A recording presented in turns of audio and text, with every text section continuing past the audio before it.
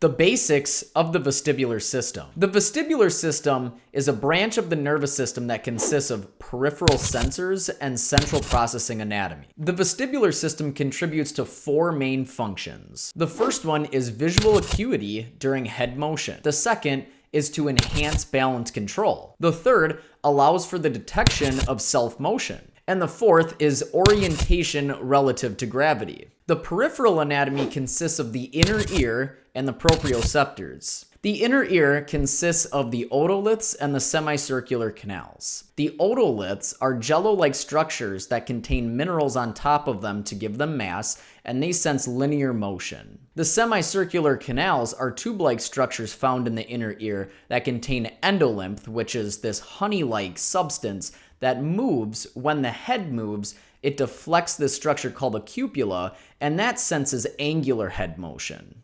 The proprioceptors are nerve-ending fibers located in soft tissue. They sense stretch of the muscle and determine position sense. The upper cervical spine is filled with proprioceptors. These sensors send their information to the vestibular nuclei on the brainstem, which is then relayed to the cerebellum or the cerebrum for higher order processing. Any of this anatomy can be damaged through trauma, toxins, infections, and many more issues, and the result is imbalance within the vestibular system, which creates the sense of dizziness. Doc, we all have patients that have dizziness. Some get better from an adjustment, others don't. I wrote this handbook to serve as an introduction to dizziness management in a family chiropractic practice without having to change your systems and procedures.